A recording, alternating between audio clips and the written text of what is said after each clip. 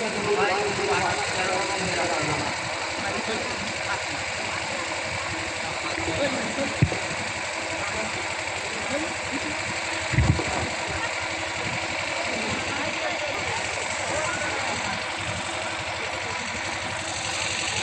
महादेव की बात हम लोग गुरु रूप में सुन रहे हैं, ये वही महादेव है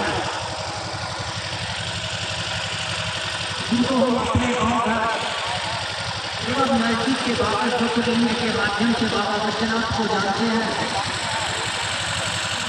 जिनको प्रतिवर्ष हम लोग पुस्तक के रूप में कामर के साथ शरण्यान तरीके से जल चढ़ाने के लिए जाते हैं। वही बाबा हम लोगों के गुरु भी है,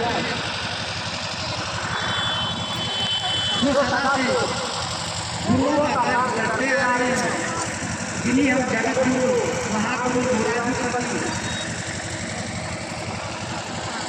तमाम नामों से उनको जानते आ रहे हैं। अनायास हमारे साथ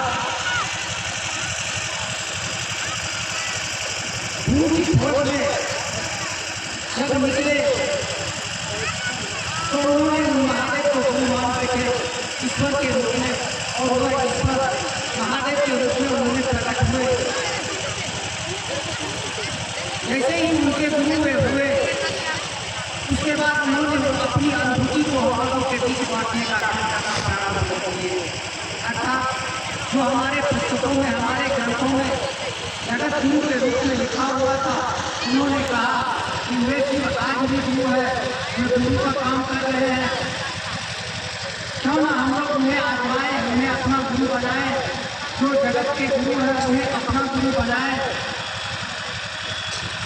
बस इन्हीं बातों का अंतर है कि हम लोगों के मन में होता है कि ये कहाँ से नया महादेव आ गए हैं। ये नए महादेव नहीं बल्कि वे बाबा ने हम जन्मों से जानते आ रहे हैं। जन्म होता है जो महादेव से जुड़ते हैं, जो महादेव हम लोगों के अंदर में बसे हुए हैं।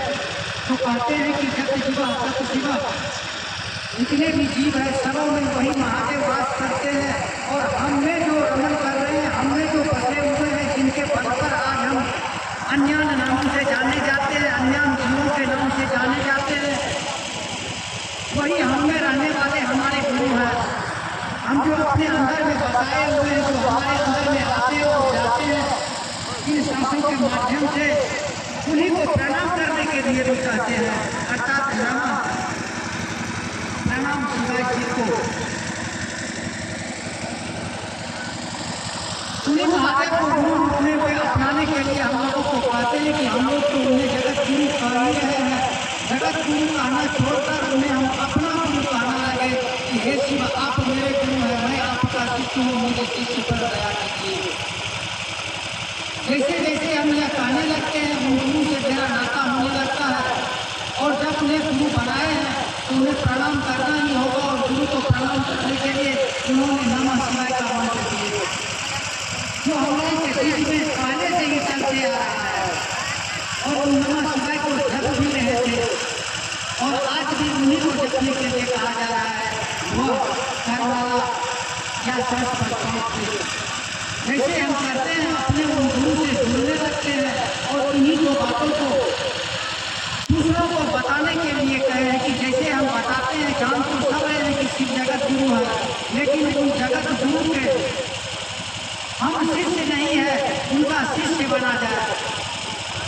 जैसे जैसे हम लोगों के बीच में जाते हैं और उनकी बात करते हैं, उनकी समझ में आने लगता है कि वास्तव में वे जो जगत के गुरु हैं हमारे गुरु नहीं है, हमें भी उन्हें बनाना चाहिए।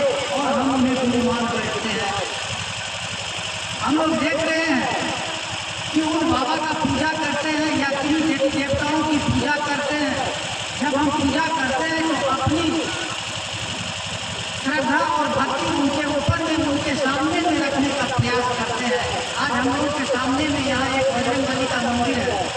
जब हम जाते हैं तो देखते हैं कि बजरंगबली के सामने में जाकर के उनका गुणगान करते हैं, चाहे हनुमान चालीसा पढ़ के या संकट मोचन मंत्र पढ़ के, या जो भी उनका स्तुति है, उन स्तुति के माध्यम से उन बजरंगबली के सामने में उनका मंत्र रखने का प्रयास करते हैं, उनकी स्तुति गाने का काम करते हैं, उनकी प्रशंसा उनके सामने में हम लोग कर देते हैं और करते रहते हैं।